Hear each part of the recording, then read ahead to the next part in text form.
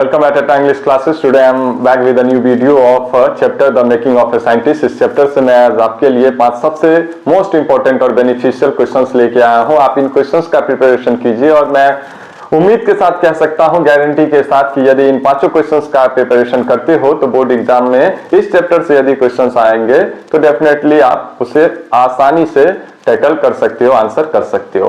So moving on, पहला question कह रहा है, how did Richard E Bright's mother help in shaping his career as a scientist. कैसे उसकी माँ का तो पहला रोल होता है किसी भी बच्चों के लाइफ में, कैसे उसकी माँ जो है हेल्प करती है उसे साइंटिस्ट बनने में। कह रहा है, Richard E Bright's mother played a crucial role in shaping his scientific career. बहुत ही महत्वपूर्ण रोल जो है अदा करती है उसे साइंटिस्ट बनाने में। सी इनकरेज हिज क्यूरियोसिटी, वो हमेशा इनकरेज करती है, सपोर्ट करती है, और by giving him science book, science का बुक लाके, माइक्रोस्कोप्स देके, अदर इक्विपमेंट्स लाके। सी टुक हिम ऑन ट्रिप्स पे ले जाती है, help him participate in science fair, और साइंस का जो विज्ञान प्रदर्शनी हुआ करता था वहां पे वो ले जाती थी, उसे पार्टिसिपेट करवाती थी, उसके प्रोजेक्ट्स वगैरह में हेल्प करती थी। And motivated him whenever he felt disappointed, और जब भी ई ब्राइट जो है डिसअपॉइंटिंग फील करता था तो उसकी माँ उसे बूस्ट अप करती थी, इनकरेज करती थी और मोटिवेट करती थी। Her guidance help him develop scientific thinking and confidence, उसके गाइडेंस के कारण ही, उसके जो है सही मार्गदर्शन के कारण ही एट लास्ट जो है ई ब्राइट इतना बड़ा साइंटिस्ट बन पाता है। Moving on, question number 2. What lessons did E. Bright learn from his failure at the science fair? E. Bright learned that science is not just about displaying facts. E. Bright को यह सीख मिलती है, वो समझ जाता है कि साइंस जो है सिर्फ फैक्ट्स को डिस्प्ले कर मात्र देना, बता मात्र देना ही नहीं है। About original research and asking meaningful questions, यह जो है एकदम सही मायने में रिसर्च करना पड़ता है, आपको समझाना पड़ता है, बताना पड़ता है, जेन्युइनली आपको उस थ्योरी को प्रूफ करना पड़ता है।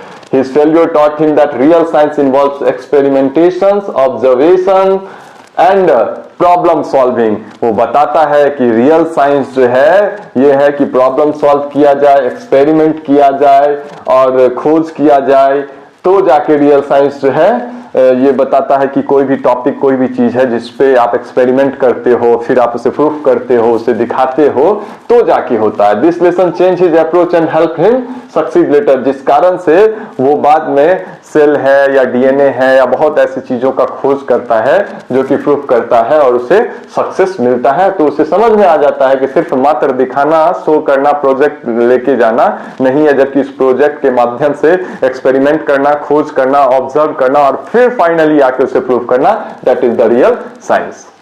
On question number 3, how did the hobby of collecting butterflies lead E. Bright to scientific research? कैसे Bright's hobby of collecting butterflies sparked his interest in biology?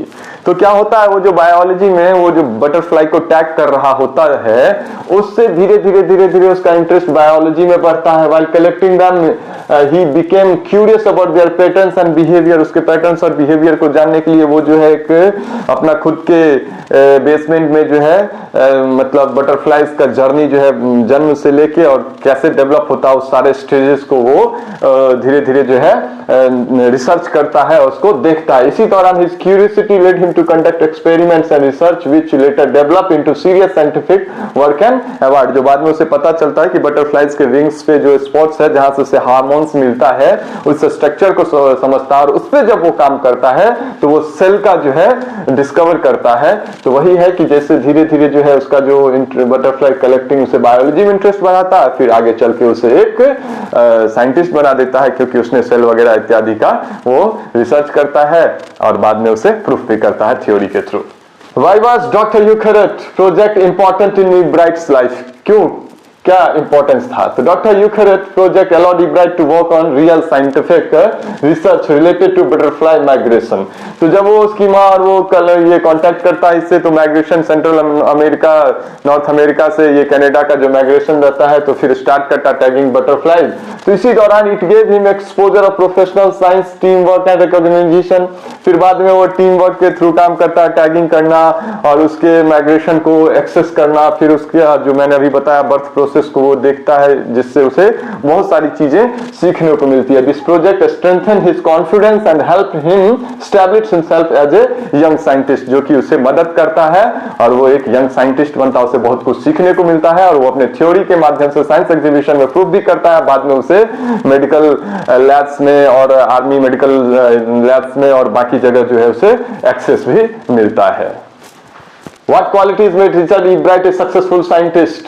क्या था, क्या क्वालिटीज था जो उसे एक सफल साइंटिस्ट बनाता है? कह रहा Richard E bright succeeded because of his curiosity, क्योंकि उसके अंदर उत्सुकता थी, जागरूकता था, प्रिजर्वेंस, हार्ड वर्क, कठिन मेहनत, इंटेलिजेंस, बुद्धिमत्ता एंड डिटर्मिनेशन, स्ट्रॉन्ग डिटर्मिनेशन था कि नहीं ये काम करना है तो करना है।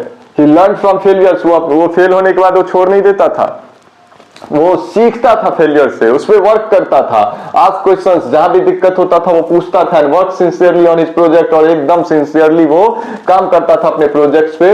Support from his mother and teachers also played an important role in his success, और टीचर्स से और बाकी लोगों से और उसकी मदर से भी जो उसको मतलब मार्गदर्शन मिलता था, जो उसे गाइडेंस मिलता था, उसका भी बहुत ज्यादा योगदान था। साथ ही वो बहुत ज्यादा जो है क्या था, सिंसियर था, अपने काम के प्रति डिवोटेड था, डिटरमाइन था, काफी ज्यादा मोटिवेटेड रहता था अपने काम को लेके।